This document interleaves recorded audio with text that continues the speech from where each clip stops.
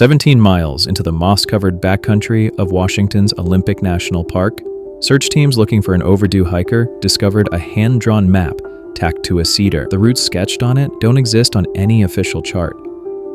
The man who drew it has never been found.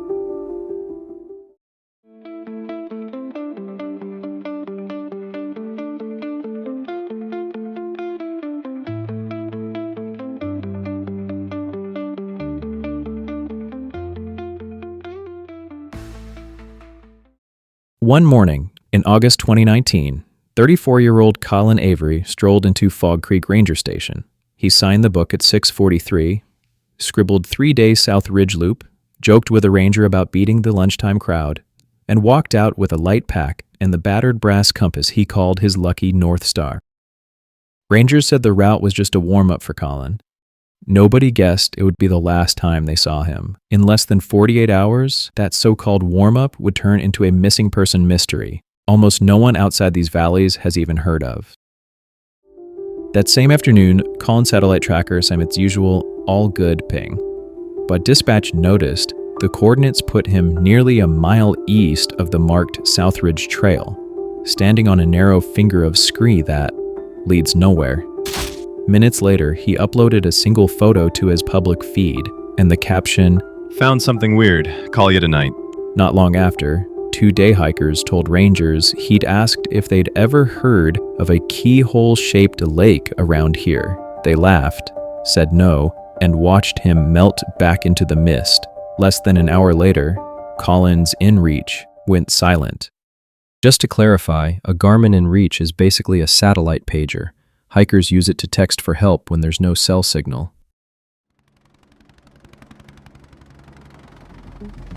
Colin was due back on Sunday.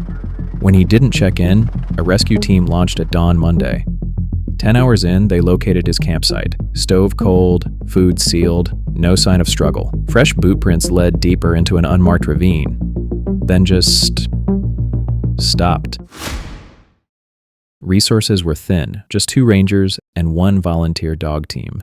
They swept the ravine on foot, calling Colin's name. At one point, the dog froze, hackles up, and refused to go any farther.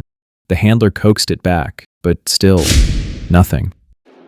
Back at camp, they checked Colin's handheld GPS, a different unit from his InReach tracker, and it shows him walking 2 miles in a straight line.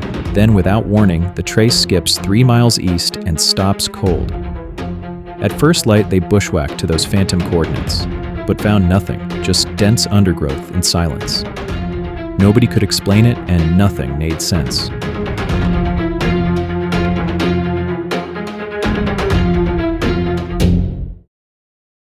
That's when the lead searcher spotted a flash of white, a sheet of paper nailed chest-high to a cedar, just flapping there. Hikers sometimes leave quick markers. Pin a note to a tree if they're lost or marking a new turn, but this one was nailed right at those phantom coordinates the GPS jumped to. The paper was a page torn from Colin's field journal. On it, he'd sketched hairpin switchbacks, a keyhole-shaped lake, even a tiny shelter symbol. Coordinates and elevations filled the margins, but none match reality. There is no lake in that ravine, no shelter, and the elevations are off by hundreds of feet.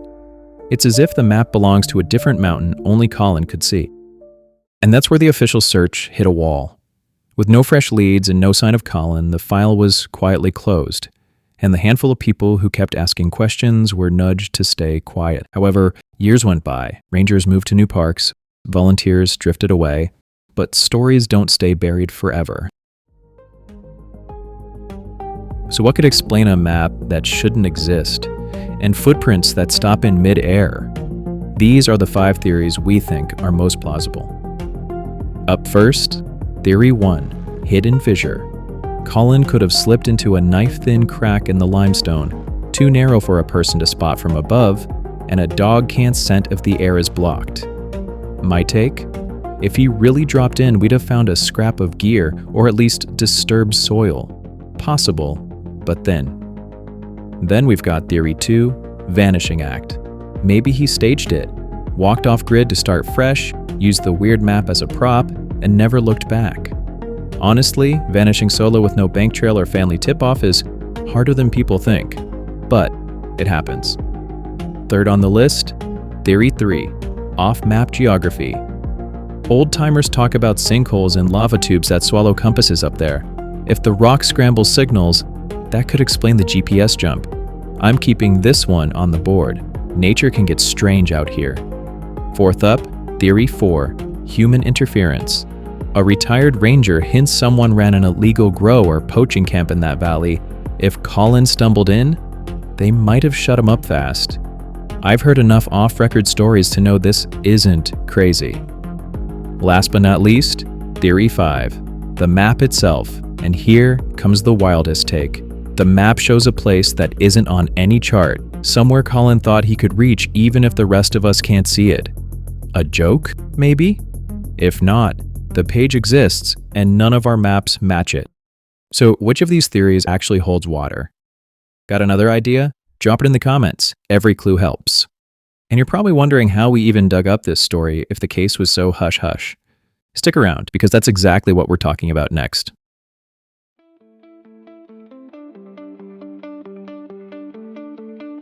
This is Ranger Daniel Dan Hollis, the man who pried that note off the cedar back in 2019. His name came to us through a trusted contact. Just weeks after retiring from the Park Service, Dan had started asking around for help, reopening a case he'd never been able to let go of. That quiet ripple reached us. I called him, and we spoke later that day. We spoke at length. Dan walked me through the timeline, the inconsistencies, the encounter with the two hikers, the map, the GPS data, everything he'd kept in a private circle since the early days of the search. He'd tried to escalate things internally years after the official search, but the paperwork went nowhere. I spent the following days digging into official records, trail logs, weather archives, GPS reports, cross-checking what Dan told me, and sure enough, it all held up. The missing person report, the jump in coordinates, the timing, it aligned with their account. After that call, I reached out to Colin's family. Most of his relatives have stayed out of sight. His parents, still raw from the search, declined to go on camera. But his older sister, Laura Avery, agreed to speak with us. She confirmed much of what Dan had shared. After all these years, the frustration in her voice is clear, how easily her brother's case faded into silence.